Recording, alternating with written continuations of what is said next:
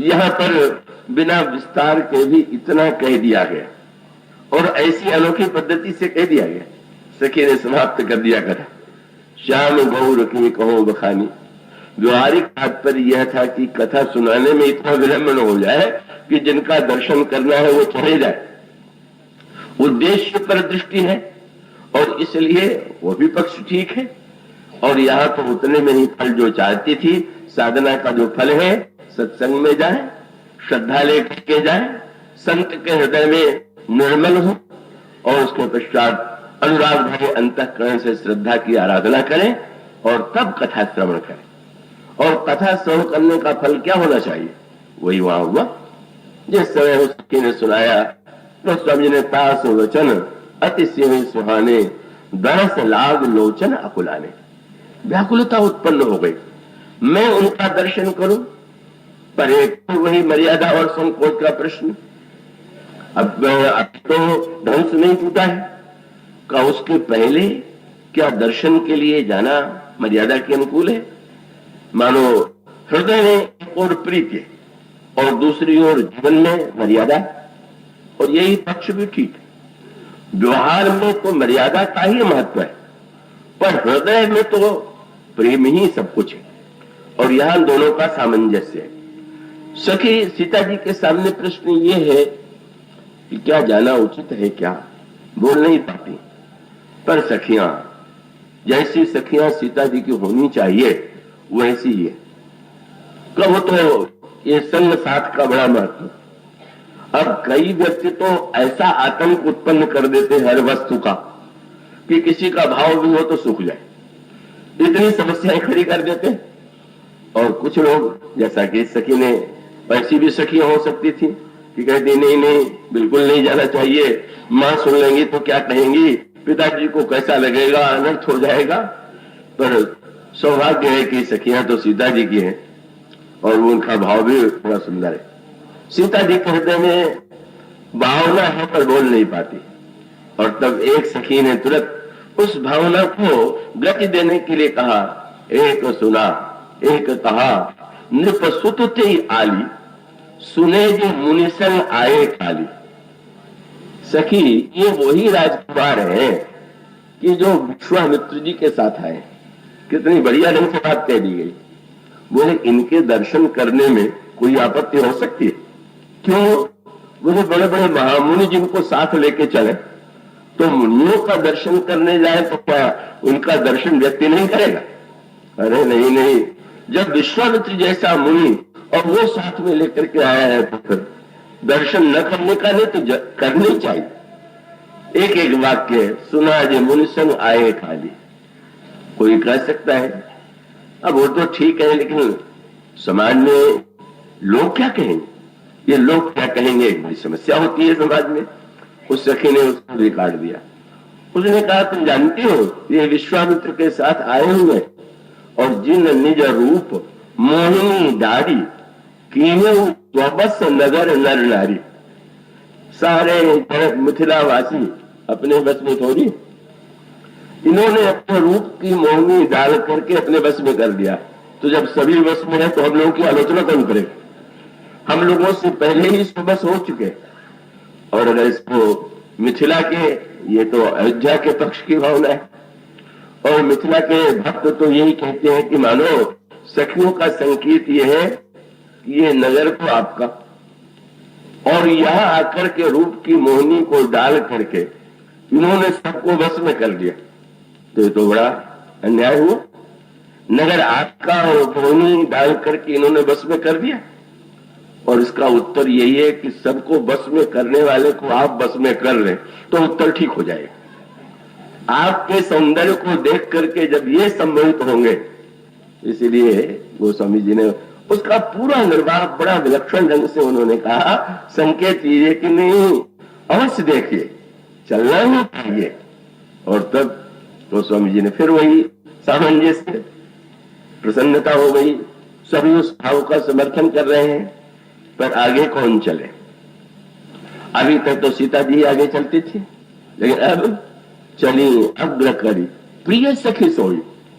जिस सखी ने दर्शन किया है, श्री सीता जी ने कहा पहले तुम ही आगे चलोगे। नया क्रम बदल गया। क्यों?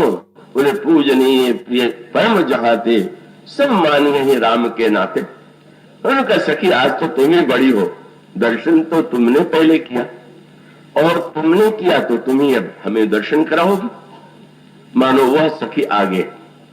एक और तो श्री सीता जी की विनम्रता है, जिसने दर्शन किया है उसको गौरव दिया गया, उसको महत्व दिया गया। लेकिन उसके साथ साथ गोस्वामी जी ने एक वाक्य और जोड़ दिया, उस सखी को आगे क्यों कर दिया। वहां पर एक सूत्र गोस्वामी जी ने दिया कि श्री सीता जी क्या सचमुच पहली बार श्री राम को देखने जा रही है क्या?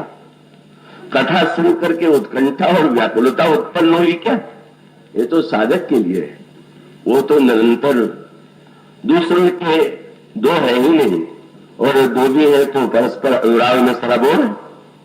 तो गोस्वामी जी कहते हैं श्री सीता जी ने जानबूझ करके सखी को आगे कर दिया। क्यों?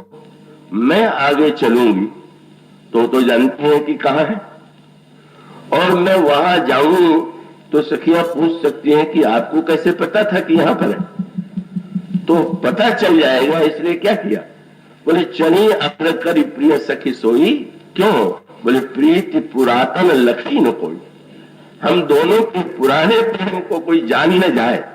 मैं तो जानती नहीं कौन राजकुमार है, और सखी तुमने ही तो देखा है, तुम्हें तो पता है कि वो कहाँ है, और उसके पीछे का चल करके वो पुरातन प्रेम पूछा गया है, नया प्रेम है कि पुराना प्रेम? और गोस्वामी ने तुरंत कहा सुमेरी सिंह नारद बचन उपजी प्रीति पुनीत। नारद के वाक्यों का स्मरण करके प्रेम उत्पन्न हुआ और प्रीति पुरातन। मानो सूत्र दे दिया गया, प्रेम नया था कि पुराना था? और उसका उत्तर यही है कि नई वस्तु में आनंद तो होता है, रस तो नए में आता है, लेकिन चिंता बनी रहती है टिकेगा कि नहीं टिकेगा। और पुराने में स्थायित्व तो है कि हाँ नहीं है, वस्तु तो स्थिर है, लेकिन रस की कमी रह जाती है। इसलिए मानो प्रेम की व्याख्या कर दी गई। बोले प्रेम वह है कि निरंतर पुरातन होते हुए जो नित्य नूतन होता ही जाए, और इस दिव्य प्रेम के माध्यम से व्याकुलता पूर्वक प्रभु का अन्वेषण, और अन्वेषण में भी व्याकुलता भगवान राम दिखाई ही नहीं दे रहे। चित चहु दिश सीता कह गए नित्य किशोर मन चिंता चिंता जहां बिलो शावक नैनी जलता बरस कमल चित्र श्रेणी। फिर अत्यंत व्याकुलता, और तब सखी दिखाती इतने अपरिचित बन गए कि सीता जी तो खोज ही नहीं पाई। वो तो सखी ने कहा वो देख नहीं रही है, वो लता की ओट में कौन है? लता ओट तब सखी ने लखाए। मानो साधना का एक क्रम है जो साधक के अंतःकरण में साधना के उस पथ की ओर संकेत करता है जहां जगत जननी व्यक्ति को साधन पक्ष का निर्देश दे रही है, भगवत प्राप्ति का पथ क्या है। और उसके साथ साथ मर्यादा का रक्षण यह है कि दिव्य अनुराग होते हुए परस्पर रंच मात्र वाणी का विनिमय नहीं, वार्तालाप नहीं।